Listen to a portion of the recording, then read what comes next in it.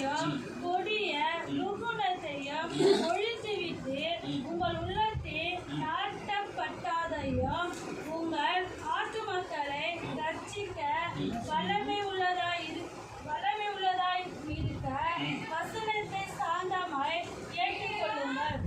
அல்லாமலோ நீங்கள் உங்களை வஞ்சியாதபடிக்கு திருவசனத்தை கேட்கிறவர்களாய் மாத்திரமல்ல அதன்படி செய்கிறவர்களும் இருங்கள்.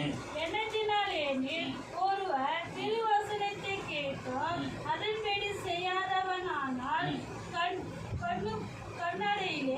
கண்ணாடியிலே தன் சுவாமி முகத்தை பார்க்கிற மனுஷனுக்கு ஒப்பாயிருப்பான். அவன் தன்னைத்தானே பார்த்து அவ்விடம் விட்டு போன உடனே தன் சாயல் என்ன என்பதை மறந்து விடுவான். ஆமென். ஹல்லேலூயா. ஹல்லேலூயா. தேவனுடைய வசனம் சொல்லுகிறது, ஹல்லேலூயா, மனுஷனுடைய கோபம் தேவனுடைய நீதியை நடப்பிக்காது. ஹல்லேலூயா. ஆமென். ஆமென். அப்போ இந்த கோபம் மனுஷனுடைய கோபம் தேவனுடைய நீதியை செய்ய விடாதான். ஹல்லேலூயா. ஆமென். அப்போ நீதியை செய்ய விடாதுன்னா அங்கே தேவனுடைய வசனம் ஆகையால் நீங்கள் எல்லா விதங்களிலும் அழுக்கையும் கொடிய உட்குணத்தையும் ஒழித்து விட்டு உங்கள் உள்ளத்தில்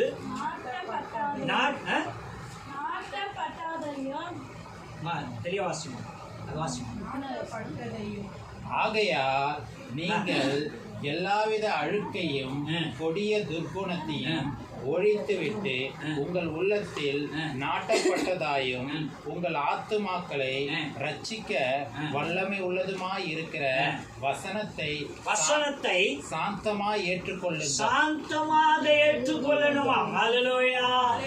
ஹல்லேலூயா. அப்போ கோபத்தோடு ஒரு மன அழுத்தத்தோடு ஒரு இடத்துல வந்து நின்றா தேவனுடைய வசனம் நமக்குள்ள என்ன செய்யாதாம்? கிரிய செய்யாது. ஹல்லேலூயா. அப்போ தீர சொல்லுகிறது, நீ இந்த தேவனுடைய வசனம் எப்படி பார்க்கிறனா, அந்த வசனத்தை கேட்கும் போது கண்ணாடிக்கு முன்னோட ஒரு ரூபம் தெரியும்ல, ஹல்லேலூயா, அது போல நீ பார்க்கிற. ஆனா அந்த கண்ணாடியை விட்டு அகன்று போனோன்னு எப்படி ரூபம் அழிந்து போகிறதோ, ஹல்லேலூயா, அப்படியே நீயும் தேவனுடைய வார்த்தையில என்ன செய்யற? கடந்து போகிற. ஹல்லேலூயா. ஆமென்.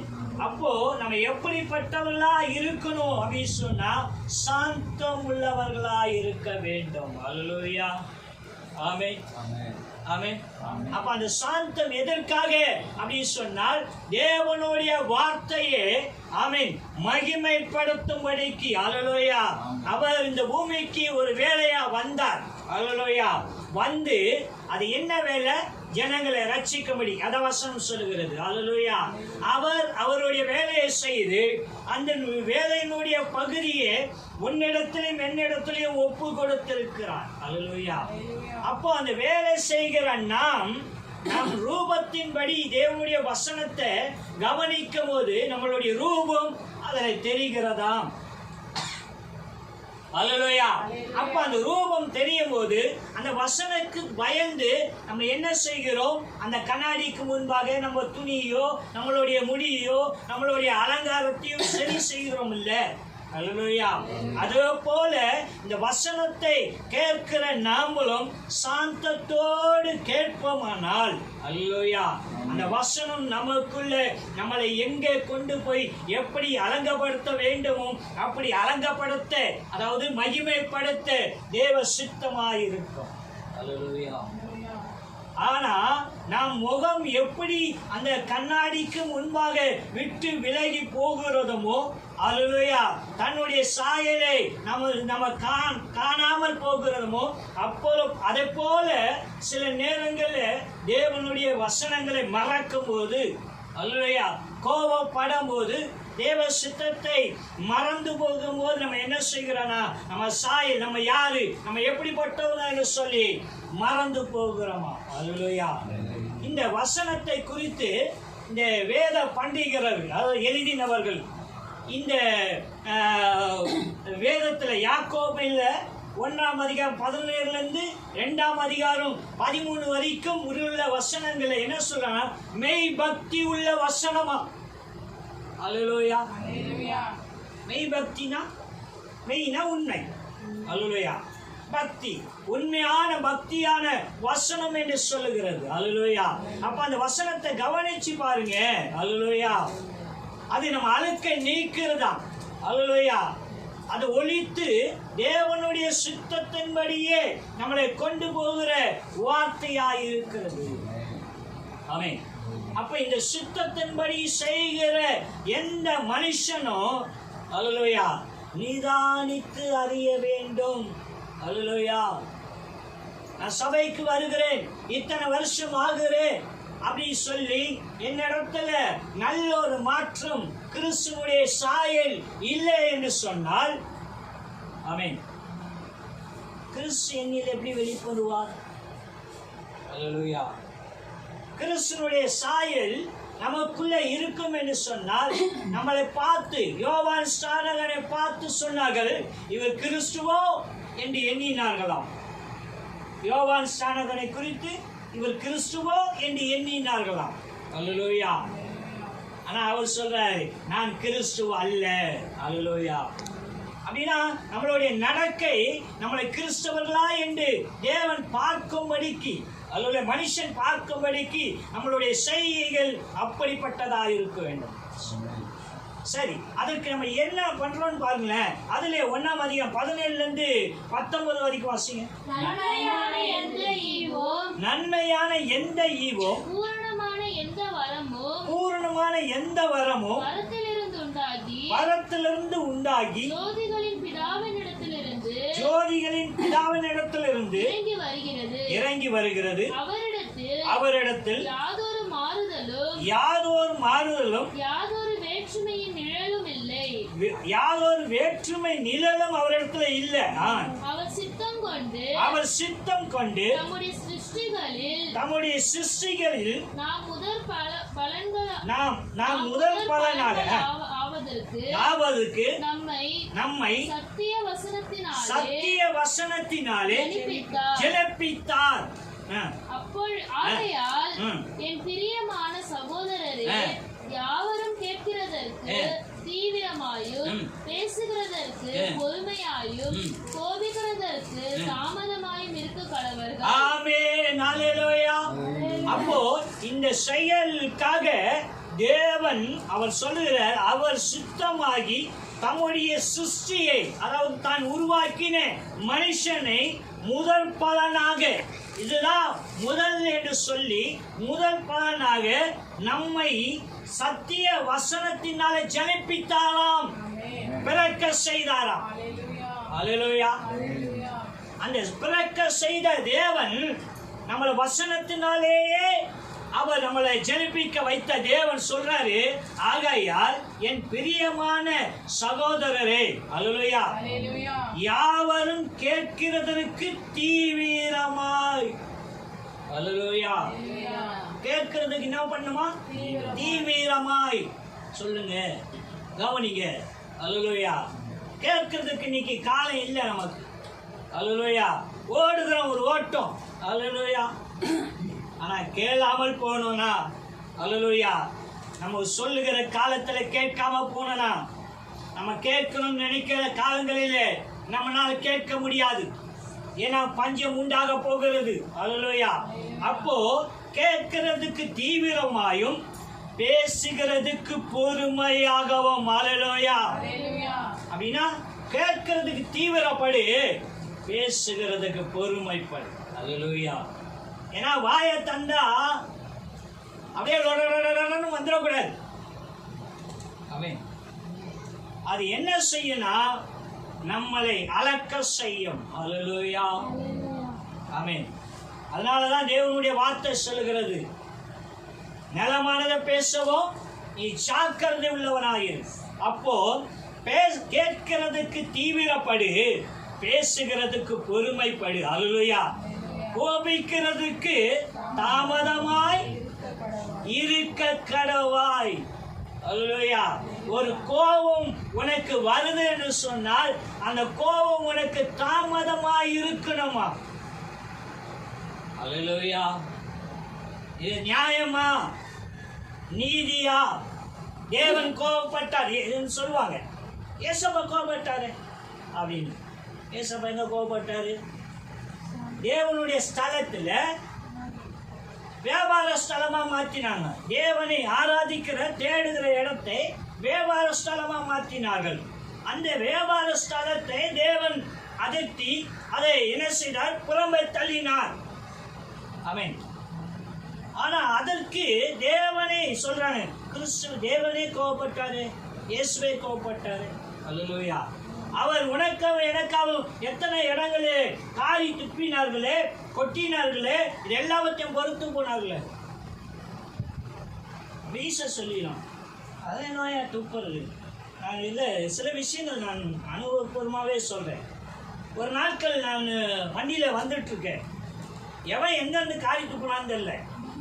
அல்லேலூயா. என் நெஞ்சில் வந்து அந்த சளி அப்படியே கொத்தா விழுந்துச்சு. அப்படியே ஒரு மாதிரி அருவருப்பாக இருந்தது எனக்கு. அப்படியே வண்டி ஒரு ஓரம் கட்டி ஒரு பேப்பர் ஒன்று எடுத்து அதை அப்படியே சரி பண்ணி, துணியில் என் மூஞ்சில இல்லை. அது எனக்கு அருவருப்பு என்று சொன்னால், உனக்காகவும் எனக்காகவும் இயேசுனுடைய முகத்தில் துப்பினார்கள் என்று வேதம் சொல்லுகிறது. அவர் பொறுத்தாரே. அல்லேலூயா. உனக்கேன் பொறுமை இல்லை? அல்லேலூயா. ஆமென். அங்கதான் கீழே வசனம் சொல்லு, மனுஷனுடைய கோபம் தேவனுடைய நீதியை நடப்பிக்காது. ஆமென். அப்ப தேவனுடைய நீதி செய்வது எதற்காக தேவன் உன்னை தெரிந்து கொண்டார்? அவர் செய்ததை ஒரு வேலையை உன் கையில கொடுத்திருக்கிறார். எவ்வளவு ஒரு பாக்கியம். ஆமென். அல்லேலூயா. அந்த பாக்கியம் உனக்கு புரியலையே. அப்ப இந்த தேவ பக்தி, மெய் தேவ பக்தியை குறித்து எப்போது நீ அறிந்து கொள்வாய்? மெய் தேவ பக்தி, பக்தி உண்டு எல்லா இடத்திலும், மெய்யான தேவ பக்தி. அல்லேலூயா. இந்த மெய்யான தேவ பக்தி வேண்டும் என்று சொன்னால் நீ கேட்கிறதுக்கு தீவிரப்படு. அல்லேலூயா. தேவன் என்ன சொல்லுகிறார், தேவ சித்தம் எது என்று கேட்கிறதுக்கு தீவிரப்படு. பேசுகிறதுக்கு பொறுமைப்படு. அல்லேலூயா. தேவனுக்கே கேள்வி கேட்கிறது. அல்லேலூயா. ஆமென். ஏன் ஆண்டவரே எனக்கு எல்லாரும் நல்லா இருக்கிறாங்க, எனக்கு மட்டும் இப்படிப்பட்ட காரியம்? எப்போ உனக்கு புரியும்? இது மாயை. உன்னை கண் கட்டப்பட்டது. தேவன் உன்னை சோதிக்கும்படிக்கு இந்த பூமியில உன்னை தெரிந்து கொள்ளவில்லை. அல்லேலூயா. பிசாசானவன் சொல்றான், ஒரு நிமிஷத்துல இந்த பூமியினுடைய எல்லா பகுதியும் காண்பித்தானாம். இயேசு காண்பித்து என்ன செய்? அல்லேலூயா. என்ன பணிஞ்சு கொண்டா, இதெல்லாம் நான் யாருக்கு இஷ்டப்படுறேனோ அவங்களுக்கு கொடுக்கலாம். நீர் என்ன பணிஞ்சு கொண்டா நான் உங்களுக்கு கொடுக்குறேன். அல்லேலூயா. ஆமென். யாரு? படைச்சவர்கிட்டே. ஆமென். அதுக்கு அவர் கோபப்பட்டாரா? இல்லையே. அல்லேலூயா. அழகா ஒரு வார்த்தை. ஆமென். அப்போ நம்ம எப்படிப்பட்டவளா இருக்கணும்? அவர் மாதிரியா சொல்லிட்டு போலங்க வாழ்ந்து காட்டினார். தேவ பக்தினா என்ன என்பதை அவர் வாழ்ந்து காட்டினார். ஆமென். அந்த வாழ்ந்து காட்டின தேவனுடைய வார்த்தையே, செயலே, கிரியவே நம்ம மறந்து ஏதோ ஒரு காரியத்துல நம்ம தகுதியை நம்ம இழந்து போகிறோம். அல்லேலூயா. ஆமென். அப்ப அந்த தேவ பக்தி உள்ள மனுஷன் தேவ பக்திக்கான பாத்திரமா இருந்தா என்னெல்லாம் நடக்கும்? அல்லேலூயா. நம்ம எடுத்து வாசிப்போமா? லூக்கா 1ஆம் அதிகாரம்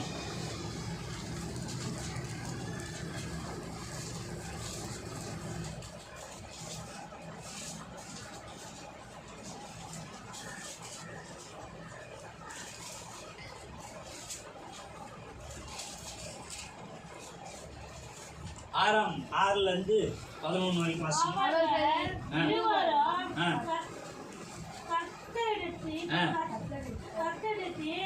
சகல கற்பனைகளின்படியும் ஞானங்களின்படியும் குற்றமற்றவர்களாய் நடந்து தேவனுக்கு முன்பாக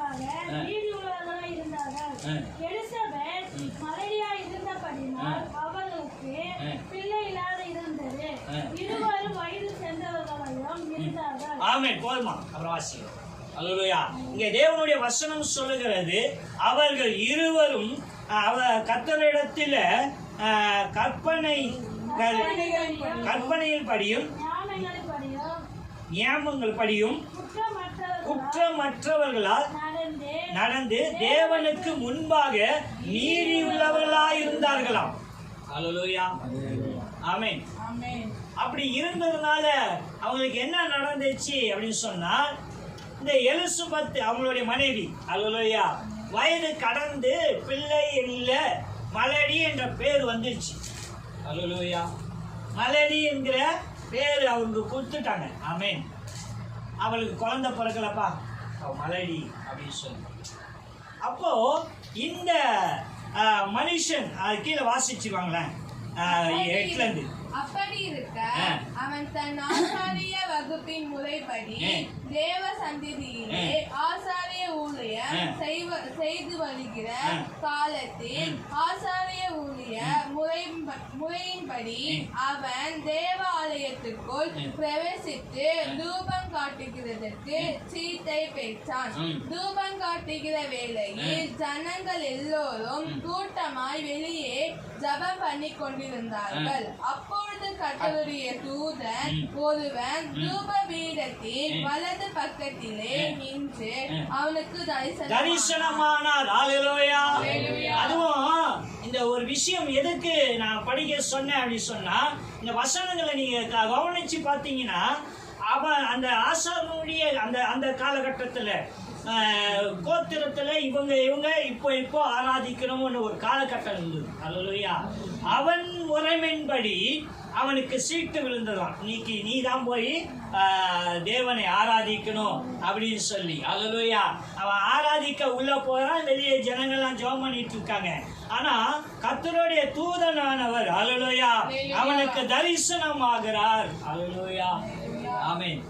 அப்போ மெய்யாய் வாழ்கிற தேவ பக்தி உள்ள மனுஷனுக்கு கர்த்தர் தரிசனமாகிறார். அல்லேலூயா. ஒரு தரிசனத்துக்கு ஐயா மெய்யான பக்தி வேண்டும் அப்படின்னா, இந்த மெய்யான பக்தி ஒரு தரிசனத்துக்கு மாத்திரம் இல்லைங்க. நீங்க இந்த தொடர்பை நான் வாசிக்கும் போது எனக்குள்ள தேவனுடைய கிருபை, அல்லேலூயா, அந்த கோர்வை இருக்கு பாத்தீங்களா? அல்லேலூயா. இந்த ஒரு தரிசனம் எத்தனை பேருக்கு வந்து தெரியுங்களா? அல்லேலூயா. அது புரியுதா எனக்கு தெரியல. அல்லேலூயா. இவன் தரிசனம் கண்டு அந்த கர்த்தருடைய தூதன் சொல்லுகிறான், உனக்கு ஒரு குமாரன் பெறுவான், அவன் வந்து சவரன் கத்தி படாமல் அவன் நசரேனாக இருப்பான், அவன் வந்து இப்படிப்பட்ட ஜனங்களை வழி நடத்துவான், நிறைய காரியங்களை அவனுக்கு யோவான் என்று பெயரிடுவா அப்படின்னு சொல்லும் போது இவர் சந்தேகப்படுகிறார். அல்லேலூயா. சந்தேகப்பட்டோன்னே நான் வயசாகி போச்சு, எங்களுக்கு இது பிறக்குமா? ஆபிரகாம் கூட உள்ள இங்கேயும், அல்லேலூயா, எங்களுக்கு வயசாகி போச்சு, எங்களுக்கு குழந்தை பிறக்குமா அப்படின்னு. அதுக்கு தேவ தூதன் சொல்றாரு, இந்த காரியம் நடக்கிற வரைக்கும் உன் வாய் என்ன இருக்கும்? மூடப்பட்டு இருக்கும், வாய் திறக்க மாட்டேன், ஊமை ஆயிடும். அல்லேலூயா. சரி, ஊமை ஆயிட்டாங்க. அல்லேலூயா. இந்த தரிசனத்தினுடைய காரியம், இந்த தரிசனம் இவனுக்கு தோன்றி இவனுக்கு ஒரு நல்லது செய்ய வந்தா, அந்த தரிசனத்தை இவன் விசுவாசிக்காமல், அதை முழுமையா நம்பாமல், அல்லேலூயா, வயது கடந்துமே நமக்கு எப்படி இது நடக்கும் என்று எண்ணுகிறான். அல்லேலூயா. ஆமென். அல்லேலூயா. சரி, இந்த தரிசனத்தை வெளிப்படுத்தும்படிக்கு என்ன நடக்குது அப்படின்னா, அது 1:36 வசீங்க. இதோ இனத்தாளியா இருக்கிற எலிசபெத்தோ தன் முதிர் வயதிலே ஒரு புத்திரனை கர்ப்பம் தரித்து இருக்கிறார். மலரியா எண்ணப்பட்ட அவருக்கு இது 6ஆம் மாதம். தேவனால் கூடாத காரியம் ஒன்றுமில்லை என்றார். அதுக்கு மரியா, இதோ நான் ஆண்டவருக்கு அடிமை, உம்முடைய வார்த்தையின்படியே எனக்கு ஆக கடவுது என்றார். அப்போது தேவதூதன் அவளிடத்தில் இருந்து போய்விட்டார். ஆமென். அல்லேலூயா. இங்க என்ன நடக்குதுன்னா, அந்த தரிசனத்துடைய தொடர்ச்சி மரியாளுக்கு. அல்லேலூயா. ஆமென்.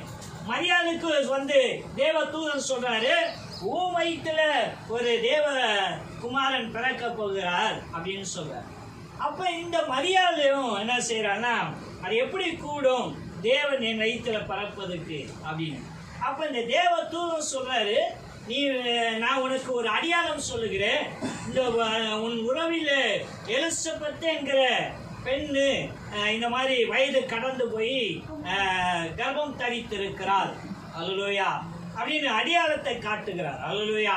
உடனே இவ மரியாள் சொல்கிறார், நான் தேவனுக்கு அடிமை, தேவ சுத்தம் எதுவோ அது நடக்கட்டும் என்று சொல்லி. இப்ப பாருங்க, முதல்ல அந்த சகரியாக்கு தரிசனமானார். அந்த தரிசனத்தினுடைய தொடர்ச்சி அல்லேலூயா மரியாளுக்கு கர்த்தருடைய தூதன் தரிசனமாகிறார். அல்லேலூயா. சரி, இப்போ என்ன நடக்குது அப்படின்னா, கீழே 41 இருந்து 45 வரைக்கும் வாசிக்கிறேன். எலிசபெத் மரியாளுடைய வாழ்த்துதலை கேட்டபோது அவளுடைய வயிற்றிலிருந்த பிள்ளை துள்ளிற்று.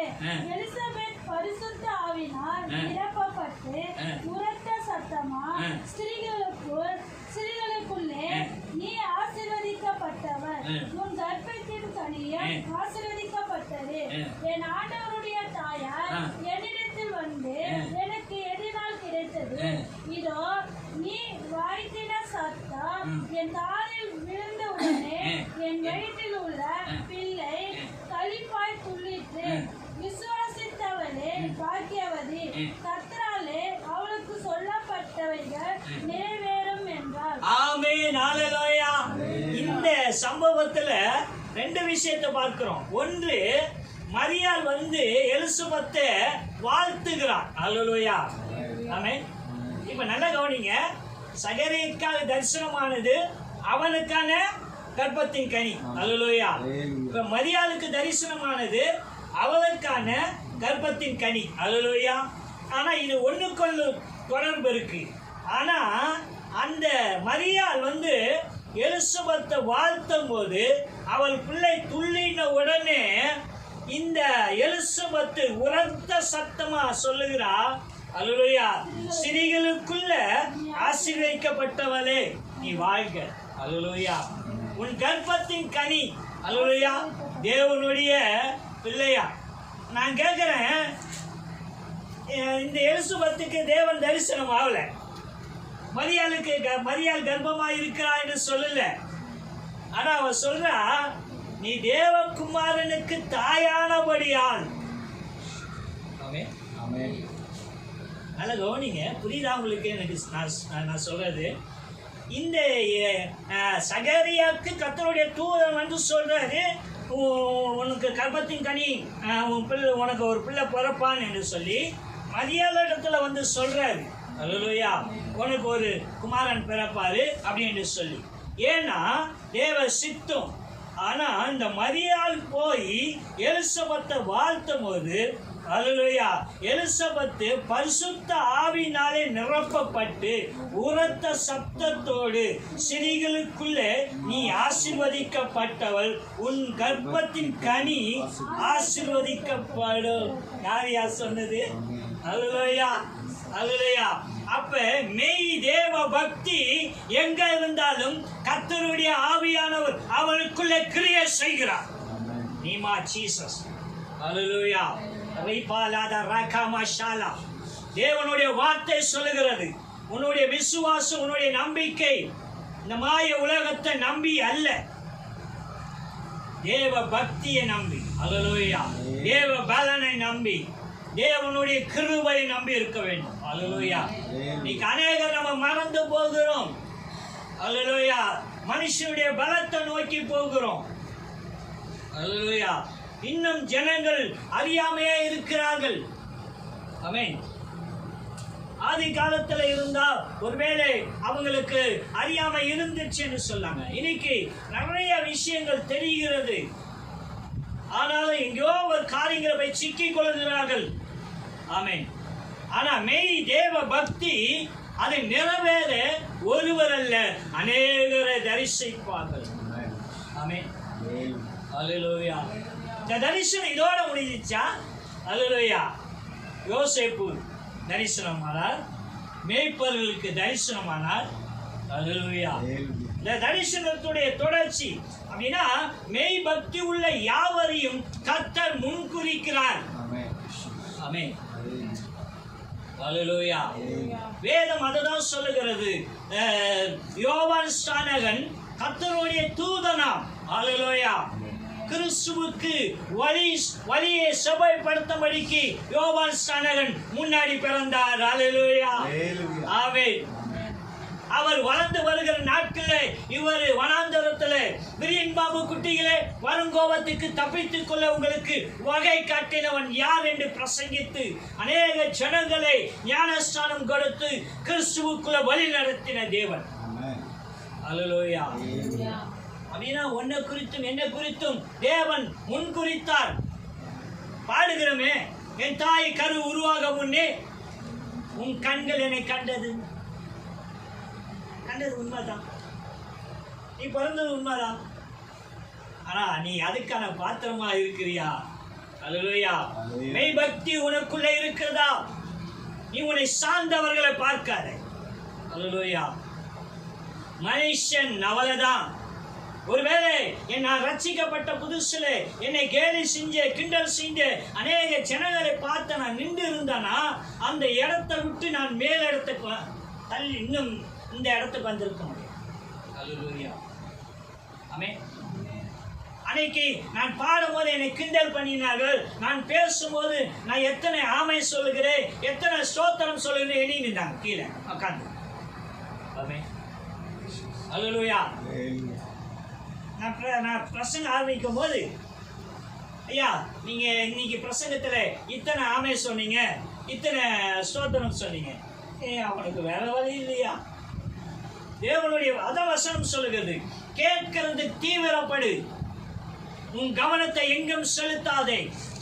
அப்படின்னா கேட்கிற வசனம் என்ன ஆகுனா தீவிரப்பட்டனா அந்த வசனம் உனக்குள்ள போய் உன்னுடைய நாடி நரம்பு எலும்பு சதைகள் தேவ பலன் நாட்கொள்ளும். அல்லேலூயா. மெய் தேவ பக்தி உனக்குள்ள வளர்ந்து நிற்கும். கோலி யாத்திரை போல ஒரு மனுஷன் உனக்கு முன்பாக நின்றாலும், அல்லேலூயா, இயேசு என்கிற தேவனுடைய வார்த்தையின்படி நீ அவனை கொன்று போட வல்லமை உள்ளவர். அல்லேலூயா. ஆனா இன்னைக்கு நம்மளுடைய தேவ பக்தி எப்படி இருக்குதா? போதும் என்கிற மனத்தோடு. அல்லேலூயா. போதும், இது போதும், இது போதும் அப்படின்ற போதும் என்கிற மனதோடு இருக்கிறோமா? ஏன்னா நம்மளை இந்த உலக ஒரு ஆசைகள் இருக்குல்ல, காரியங்கள் செயல்கள் இதை நம்மளை அப்படியே சுத்தி கொள்ளுது. அல்லேலூயா. அதனால நம்ம என்ன செய்யறோம்னா அதிலே முழுங்கி போறோம். அல்லேலூயா. விசாலமான தேவன். நான் உங்களுக்கு ஒண்ணு சொல்றேன், இந்த 5 அடி 3 அங்குலத்துல இருக்கிற ஊழியக்காரனை பார்க்காதீங்க. அல்லேலூயா. வானம் சிங்காசனம் பூமி பாதபடியா வைத்திருக்கிற ஜீவன் உள்ள தேவன். அல்லேலூயா. அவர் அப்படியே பார்ப்பார். உன்னுடைய காரியங்களை அப்படி தள்ளி விட்டு போயிட்டே இருப்பார். அல்லேலூயா. உனக்கான வழிகளை செவ்வாய்ப்படுத்துகிற தேவன். அப்படின்னா இன்னமும் நம்ம அதே இடத்துல நிற்கிற காரணம் என்னன்னா நமக்கான அந்த தேவ பக்தி என்னன்னே புரியல. எல்லாரும் ஓட்டத்திலே ஓடிட்டு இருக்கோம். இல்ல, உன்னுடைய ஓட்டம் தனித்து இருக்கிறது. அல்லேலூயா. அழைக்கப்பட்ட அநேகர், தெரிந்து கொள்ளப்பட்ட சிலர். அல்லது எனக்கு நீ அதை புரிந்துகிறாயோ உன் ஆவி ஆத்மாவை சரீரத்தை கர்த்தர் பலப்படுத்தி உன்னை கொண்டு போக வல்லவராயிருக்கிறார். சரி, இதெல்லாம் எதுக்கு அப்படின்னா நான் வெட்டு இன்னும் பெருக இந்த வையகம் என்று உலக மனுஷால் சொல்லுகிறார்களே. அல்லேலூயா. நீ தெரிந்து கொண்டு அந்த ஜீவனுள்ள தேவனுடைய காரியம். அல்லேலூயா. 1000 வருஷம் தேவனோடு இன்பத்தோடு அனுபவிக்க போகிறாயே. அல்லேலூயா. சரி, இந்த காரியம் எலிசபெத்து அல்லேலூயா தரிசனத்தின்படி அல்ல, தேவ ஆவியினாலே நிரப்பப்பட்டு நீ சுமக்கிற தேவதூதன் சொல்லிட்டு போனாரு, உன்னுடைய கர்ப்பத்தின் கனி குமாரன் கிறிஸ்து. அல்லேலூயா. தேவகுமாரன் பிறக்க போறாரு. மரியாளுக்கும் தூதனுக்கும் தவிர வேறொருவருக்கு தெரியாது. ஆனா எலிசபெத் வந்து வாழ்த்தும் போது அவர் எலிசபெத் வயிற்றில் இருந்த பிள்ளை துள்ளி குதிச்சோன்னு சொல்றா, உன் கர்ப்பத்தின் கனி, நீ பெண்களுக்குள்ள ஆசீர்வதிக்கப்பட்டவள், அல்லேலூயா. நீ உன் கர்ப்பத்தின் கனி, அல்லேலூயா, ஆசீர்வதிக்கப்பட்டிருக்கும். அவ கர்ப்பமா இருக்கிறது யார் வெளிப்படுத்தினார்? பரிசுத்த ஆவியானவர், அல்லேலூயா. அப்படின்னா உன் வாழ்க்கையில நடக்கிற எல்லாவற்றையும் ஆவியானவர் வெளிப்படுத்த வல்லவராய் இருக்கிறார். உன் வாழ்க்கையில மாத்திரம் அல்ல, உன்னை நாடி உன்னை தேடி வருகிற எல்லாருக்கும் நன்மை செய்கிற தேவன் உன்னை பயன்படுத்துகிறவராய் இருக்கிறார். ஆனா நம்ம இன்னும் ஒரு குறுகின வட்டத்துக்குள்ளே நின்று கிறிஸ்தவர் இப்படி அப்படி ஏதாவது ஒரு விஷயத்தை பார்த்துக்கிட்டே இருக்கிறோம். அல்லேலூயா. சந்தோஷம், மகிழ்ச்சி எல்லாவற்றையும் தேவன் உனக்கு பூமியில தந்தார். அல்லேலூயா. ஆனா அதை நம்ம எப்படின்னு கூட நமக்கு புரிய மாட்டுது, தெரிய மாட்டுது. அது சந்தோஷம்னா என்ன, மகிழ்ச்சினா என்ன? அல்லேலூயா.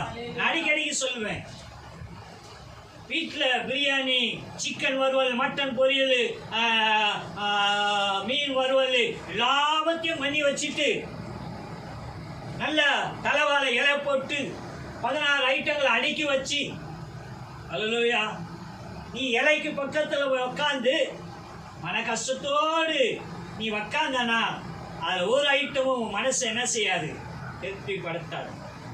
எல்லாம் இருக்கும், மீன் இருக்கும், கறி இருக்கும், வறுவல் இருக்கும், பொரியல் இருக்கும், பிரியாணி இருக்கும், ஒரே இலையில சிக்கன் பிரியாணி, மட்டன் பிரியாணி எல்லாமே இருக்கும். ஆனா உன் மனமும் அல்லேலூயா குழப்பத்துல இருக்கிறனால எல்லாம் உனக்கு மனசுக்கு சந்தோஷத்தை தர. ஆனா மன மகிழ்ச்சி எது என்று புரிந்து கொண்டு, அல்லேலூயா, நைட்டு வெடிச்ச சாப்பாடை தண்ணி ஊத்தி வெங்காயத்தை வச்சு பக்கத்துல சாப்பிட்டாலும் உன்னுடைய மகிழ்ச்சி நிறைந்திருக்கிறனால அது உனக்கு பிரியாணியாகவும் உனக்கு சுவையான ஆகாரமா இருக்கும். அதுதான் இப்ப சொல்றாங்க. என்னன்னா இன்னைக்கு பிள்ளைங்க சாப்பிட்றதெல்லாம் பசிக்கு சாப்பிடலையா, அல்லேலூயா, ருசிக்கும் கண்ணுடைய பார்வைக்குமே சாப்பிட்றாங்க. டிவியில் விளம்பரம் பண்ணுறதெல்லாம் பார்த்து அதை விரும்பி, ஓ இது சாப்பிட்டா நல்லா இருக்குமோ அப்படி எண்ணி சாப்பிடுகிறாங்க. அல்லேலூயா. ஆனால் அன்னைக்கு எங்கள் அம்மா அவங்க அம்மாலாம் சமைக்கும் போது என்ன செஞ்சாங்கன்னா, இன்னைக்கு இந்த குழம்பு, நாளைக்கு அந்த குழம்பு, நாளைக்கு அந்த குழம்பு, இதெல்லாம் நமக்கு மருத்துவம், இது சாப்பிட்றதுனால நமக்கு என்ன நடக்கும், இப்படிலாம் இருக்கும். அல்லேலூயா. ஆனால் இன்னைக்கு எவனோ ஒருத்தன் செய்யறது. ஆமென். ஏன்னா நம்மளுடைய மகிழ்ச்சி வேற எங்கேயோ இருக்குது. அல்லேலூயா. நம்மளுடைய மகிழ்ச்சி தலைமை கட்டு பிரியாணி எடுத்து வந்து சிக்கன் வறுவலோட சாப்பிட்டா மகிழ்ச்சியா இருக்குமா? அல்லேலூயா, இல்லைங்க. நம்ம மகிழ்ச்சி தேவன் நமக்கு எங்க கொடுத்திருக்கிறார்னா, நீ புரிஞ்சதுல தான், புரிஞ்சிக்கிறதுல தான், ஒரு காரியத்தை தெரிஞ்சுக்கிறதுல தான் அந்த மகிழ்ச்சி உங்ககிட்ட இருக்கு. அல்லேலூயா. அப்போ இந்த மகிழ்ச்சி எதற்கு அப்படின்னு சொன்னால், அல்லேலூயா, அப்பதான் ஒருத்தங்க நம்மளை வாழ்த்தும் போது அந்த மகிழ்ச்சியை நமக்குள்ள கிரியை செய்யும். அல்லேலூயா. ஒருவேளை மரியாதை குறித்து இந்த எலிசபெத்து ஒருவேளை அசட்டப் பண்ணினாலோ ஏதோ ஒரு காரியம் பண்ணியிருந்தாலோ அது நடந்திருக்காது. அல்லேலூயா. அவ வாழ்த்தை மகிழ்ச்சியோடு ஏற்றுக்கொண்டாலாம். அல்லேலூயா. அந்த பிள்ளை துள்ளி குதிச்சோன்னு இவ ஆவினாலே நிரப்பப்பட்டு உரத்த சத்தமிட்டு சொல்லுகிறார், சிறியவர்களுக்குள்ள ஆசீர்வதிக்கப்படும், கர்ப்பத்தின் கனி ஆசீர்வதிக்கப்படும்.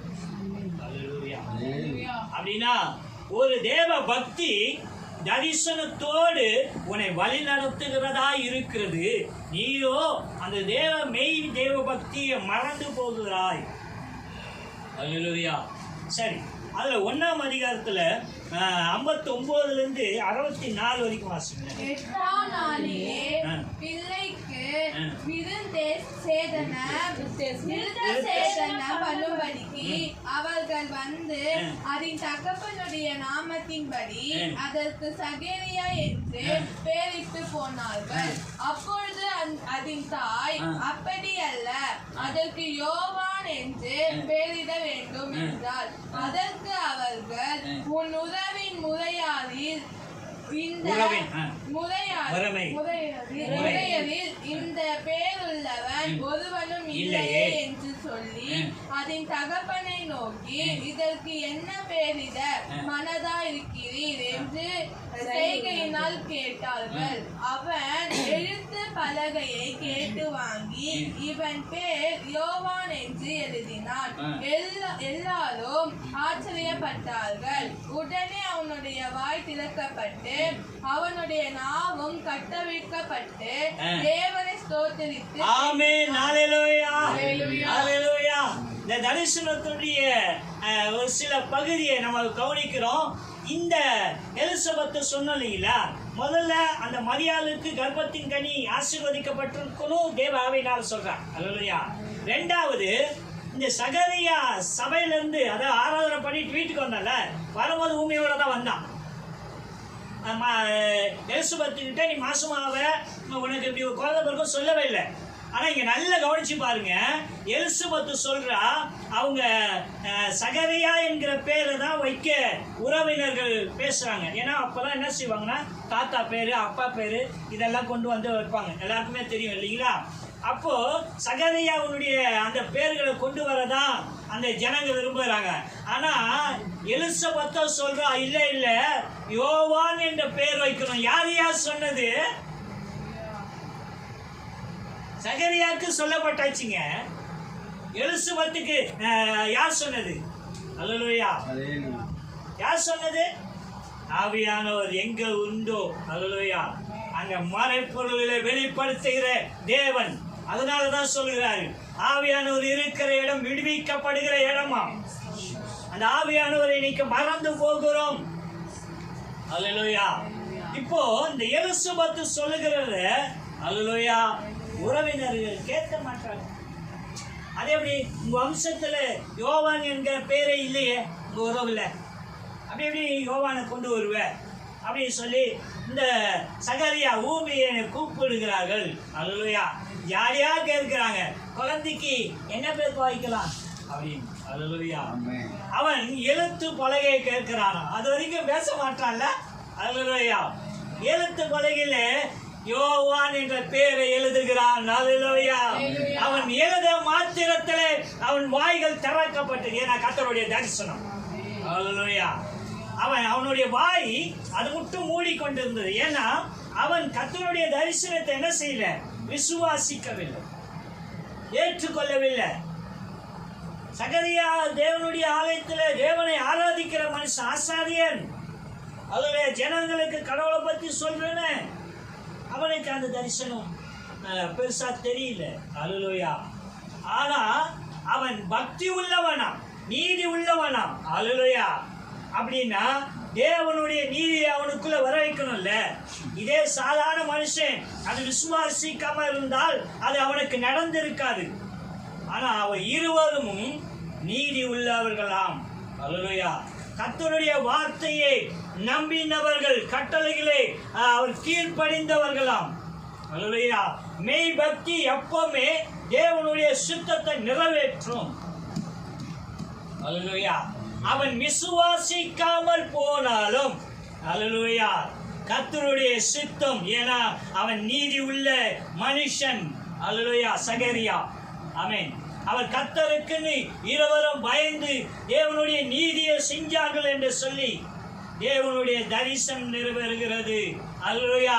அவன் எழுத்துப்பூர்வமா சொல்லுகிறான் யோவான் என்று பேர் என்று சொல்லி. அவன் வாய்கள் கட்டுகள் அவிழ்க்கப்பட்டதாம். ஆமென். அவன் பேசினான். என்ன சொன்னான்? கர்த்தருக்கு ஸ்தோத்திரம். அல்லேலூயா. ஆமென். ஏன் அப்படி சொன்னால் மெய் தேவ பக்தி எப்பவுமே, ஏன்னா அது தற்போதைய பார்க்காதாம், அது தனக்கு இஷ்டமானதை செய்யாதாம். அல்லேலூயா. தேவனுடைய சித்தத்தை மாத்திரம் அல்லேலூயா செய்கிறபடினால் அல்லேலூயா தேவ தரிசனம். ஆமென். அப்ப இந்த மெய் பக்திக்கான விஷயம் என்னன்னா, உனக்கு கொடுக்கப்பட்ட தரிசனத்தை கர்த்தர் நிறைவேற்றுவார். ஆமென். அப்ப இந்த சகரியாவுக்கு நடந்த அந்த தரிசனத்தினுடைய தொடர்ச்சி அல்லேலூயா எங்கெல்லாம் போச்சு பாருங்க. மரியாதை இடத்துல போகிறது. அல்லேலூயா. மரியாதை இடத்துல இருந்து யோசேப்பு இடத்துல போகிறது. யோசேப்பு இடத்துல இருந்து மேய்ப்பர் இடத்துல போகிறது. ஏன்னா தேவனுடைய தரிசனம் ஒன்று அல்ல, அதற்கான தேவனுடைய ராஜ்யத்துக்கான தொடர்ச்சி தான் தேவனுடைய தரிசனம். அல்லேலூயா. அந்த தரிசனத்துக்கு இவர்கள் பாத்திரரா? அல்லேலூயா. தேவ சமூகத்திலே மெய் பக்தி உள்ளவர்களாக இருந்தார்கள். அல்லேலூயா. தேவனுடைய சித்தத்தை ஆமென் மெய்யாக தேவனுடைய தீர்மானத்தை செய்ய காத்திருந்தார்களாம். அல்லேலூயா. ஆனால் சில தவறுகள் இருந்தாலும் அதை தேவன் அவருடைய அனாதி தீர்மானத்தை நிறைவேற்ற தேவன் கொண்டு வந்தார். அல்லேலூயா. அப்படின்னா இன்னைக்கு காலத்துல நமக்கும் நம்மளிடத்திலையும் மெய் பக்தி உள்ள ஜனங்களிடத்திலையும் நிச்சயமாக தேவனுடைய தரிசனத்தை நிறைவேற்ற தேவன் வல்லவராய். அல்லேலூயா. அப்போ இந்த மெய் பக்தி என்ன செய்யணும்? இந்த பூமி வாழ்க்கையை மாத்திரம் அல்ல, உனக்கு பின் வருவ சன்னதிக்கு நீ ஒரு பாத்திரனாக காணப்படுவாய். இந்த பூமியினுடைய காலங்கள் கடந்து தேவனுடைய ராஜ்யம் முட்டும். அல்லேலூயா. தேவ பிரசன்னத்துக்கு நீ பாத்திரமாய். அல்லேலூயா. ஆமென். அப்ப அந்த தேவ பக்தி, மெய் தேவ பக்தி என்ன அப்படின்னு தெரிந்து அந்த வசனத்தை, அந்த வார்த்தையை நம்ம உட்கொண்டு, ஏன்னா நம்மளை தேவ வசனத்தினாலே அவர் நம்மளை ஜெனிப்பித்தாராம், பிறக்க செய்தாராம். அல்லேலூயா. வேற ஒரு மாற்றத்தை தேவன் நம்ம இடத்துல கேட்கலாங்க. என் வசனத்தின்படி நீ காத்திருந்தா போதும். அல்லேலூயா. உன்னை கொண்டு நான் பெரிய காரியங்களை, உலகத்தை கலக்கருளா மாற்றுவேன். ஆமென். ஒரே ஒரு வசனம், 1 கொரிந்தியர். ஆமென். 1 கொரிந்தியர்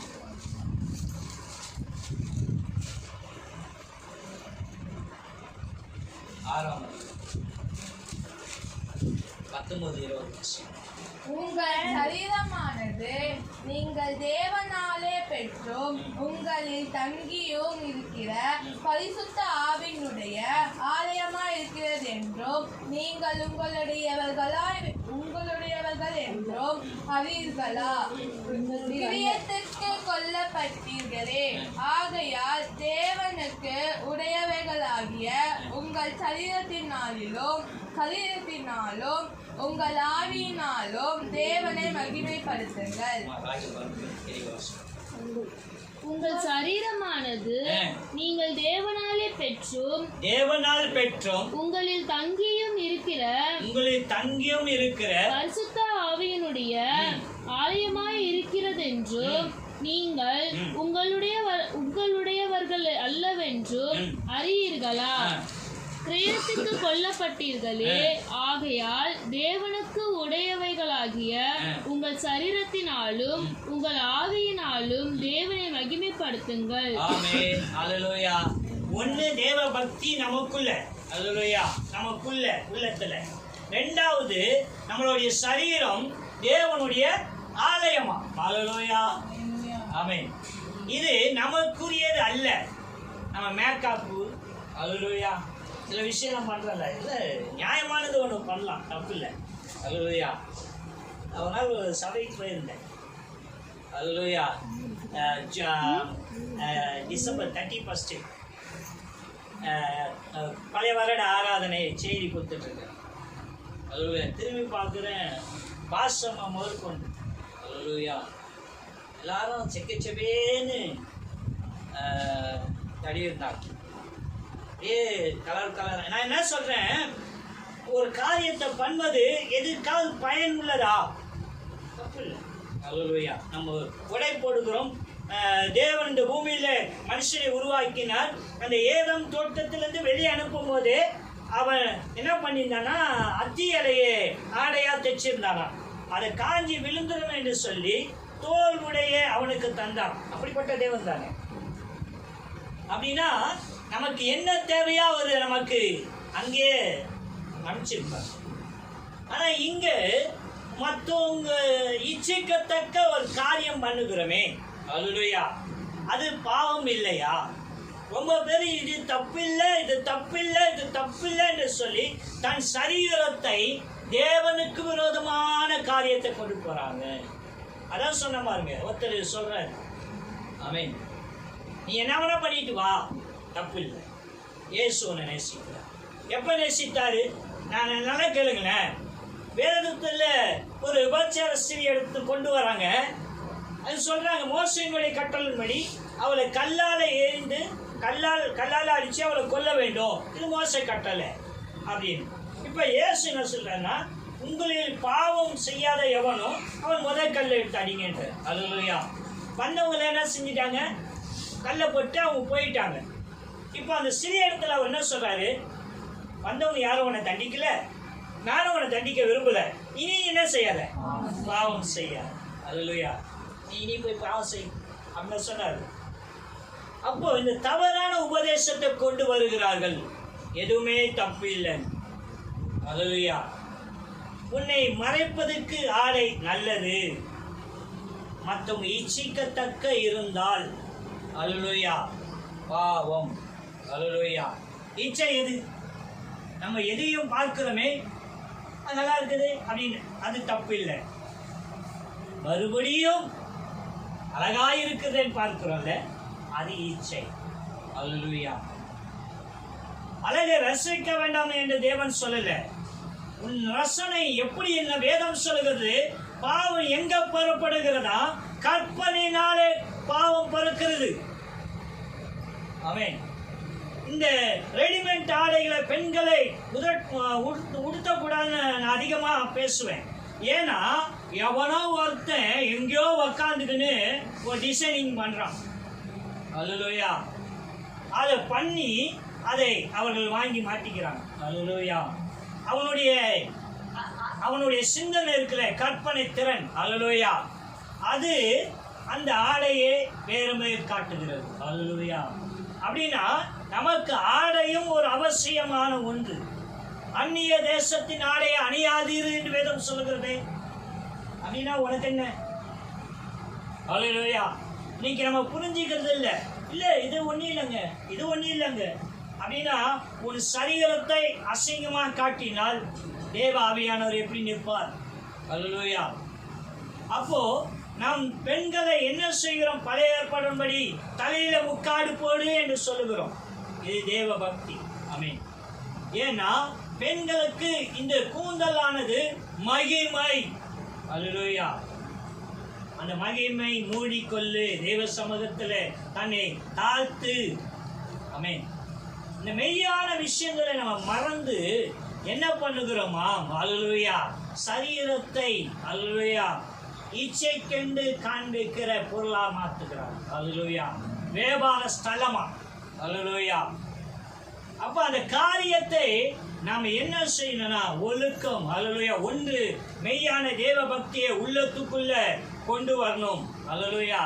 இரண்டாவது, நம்ம சரீரத்துல அல்லேலூயா நம்ம தேவனுடைய ஆலயம் என்று மறந்து போகக்கூடாது. அல்லேலூயா. மனுஷனுடைய கைகளால் கட்டப்பட்ட ஆலயத்துல அவர் வாசம் பண்ணுகிறது இல்லையா? நீங்களே என்னுடைய ஆலயம். அப்போ நாம் என்ன செய்யணும் அப்படின்னு சொன்னால், எல்லாவற்றிலையும் அவருக்கு பயந்து வாழும் என்று சொன்னால் நிச்சயமா நம்மளை காண்பவர்கள் அல்லேலூயா கிறிஸ்துவை காண்பார். அல்லேலூயா. தேவ தரிசனம், தேவ மெய் பக்தி உள்ள இடத்துல நிறைவேறும். ஏன்னா இது கடைசி காலமா இருக்கு. நம்ம இடத்துல தேவ தரிசனம் நிறைவேறணும்னா தேவ மெய் பக்தியே நம்ம என்னது என்று அறிந்து கொள்ளணும். அல்லேலூயா. இன்னும் காலம் போகிறது என்று சொல்லி நம்ம கடந்து போய்கிட்டே இருக்கிறோம். கடந்த நாட்களில் நான் சண்டேல ஒரு வீட்டுக்கு போயிருந்தேன். ஒரு ஊழியக்கார பொண் வீட்டில் சமைச்சிக்கிட்டு இருந்தேன். என்னம்மா கேட்டேன், சர்ச்சைக்கு போலியா அப்படின்னு. இல்லை பிரதர், இல்லையா, வீட்டில் இருக்க பசங்க, அதனால சர்ச்சைக்கு போயிட்டு லேட் ஆகும், அதனால சமைச்சு. தேவபக்தி எங்க போயிட்டு இருக்கு? அல்லேலூயா. தேவபக்தி எங்க போயிட்டு இருக்கு? பல கணக்கில் ஓடுறாங்க, மலையில நடக்கிறாங்க, காட்டில் நடக்கிறாங்க. கடவுளை தேடி ஓடி தன்னை வருத்திக்கிற ஜனங்களுக்கு மத்தியில் இறக்கம் உள்ளவர் தயவு உள்ளவர்னு ஞாயிற்றுக்கிழமை வீட்டில் உட்காந்துருந்தா உன்னை குறித்த தரிசனம் எப்போது நிறைவேறும்? 2025 3000 வருஷங்கள் ஆனாலும் அல்லேலூயா தரிசனம். ஆமென். மெய் தெய்வ பக்தியை கற்றுக்கொள்வோம். நமக்கு பின் வருகிற கடந்த நாட்களில் நான் ஒரு இடத்துக்கு அந்த சீமந்தம் என்கிற இடத்துக்கு போகும்போது சோமா நம்ம கர்த்தர் என்னோட பேசினார். தேவ பக்தி வற்றி கொண்டே போகிறது, பிறக்கிற பிள்ளை தேவ பக்தி உள்ள பிள்ளையா பிறக்கட்டும் என்று சோமான். அல்லேலூயா. ஆமென். இந்த தேவ பக்தி நமக்கு தேவையான ஒரு விஷயம். அந்த தேவ பக்திக்குள்ள நம்ம பிள்ளைகளை நடத்துவோம், நம்ம ஆயத்தப்படுவோம். தேவனுடைய ராஜ்யம் சமீபமாக இருக்கு. கர்த்தர் இந்த வார்த்தைகளை ஆசீர்வதிப்பாராக. ஆமென்.